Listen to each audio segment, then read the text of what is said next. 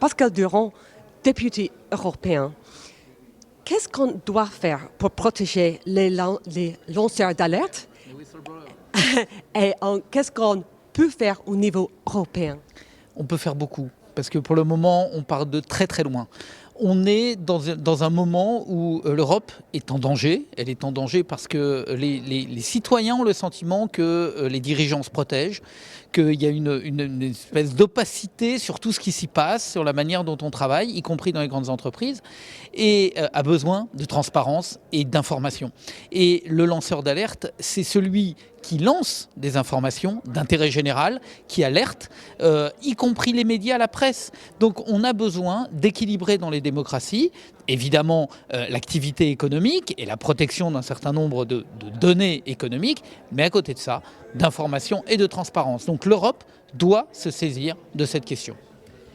Vous avez dit que c'est central à la démocratie. Pourquoi il est si central, en votre avis?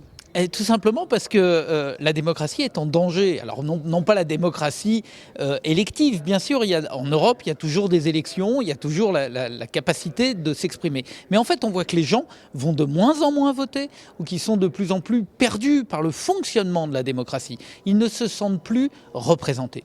Et le lanceur d'alerte, c'est quelqu'un qui aide justement à remettre au cœur du débat, donc de la politique au sens noble, de la vraie politique, de remettre des questions de santé, d'environnement, des questions de fraude fiscale, des questions qui sont de l'intérêt général. Et c'est ça qu'il faut protéger. Or, à ce jour, on ne protège pas suffisamment ceux qui essayent d'aider et de donner les informations. Ils sont poursuivis, comme M. Deltour et M. Perrin au Luxembourg. Donc un journaliste, un lanceur d'alerte poursuivi. Et les grandes entreprises qui, elles, ne payent pas d'impôts ou qui détournent un certain nombre d'impôts sont tranquilles. Ça n'est pas possible. C'est donc cette démocratie-là qui est en danger. C'est celle qui fait que normalement l'intérêt général doit primer par rapport aux intérêts privés. C'est une proposition, votre directive, c'est une proposition du Parti vert. Est-ce que vous avez le soutien des autres groupes? C'est une bonne question. C'est-à-dire que ce sujet-là doit être un sujet transversal. Nous avons pris l'initiative parce que tout simplement, rien ne se passait.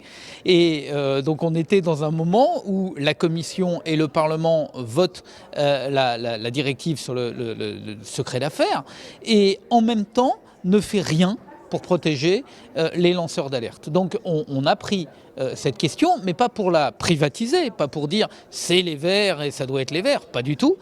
D'abord parce qu'on est minoritaire, donc nous tout seuls on fera rien. Et puis ensuite parce qu'il faut que tout le monde se saisissent de cette question-là. J'ai entendu le président Juncker dire c'est très important, le LuxLeaks, ça nous a aidés. J'ai entendu en France le président Hollande sur les Panama Papers dire c'est très important les lanceurs d'alerte. Greenpeace hier a lancé pareil sur le TTIP un certain nombre d'informations. Donc tout ça, tout le monde dit c'est nécessaire et important. Eh ben, faisons-le. On est maintenant dans un moment où on va arrêter de parler.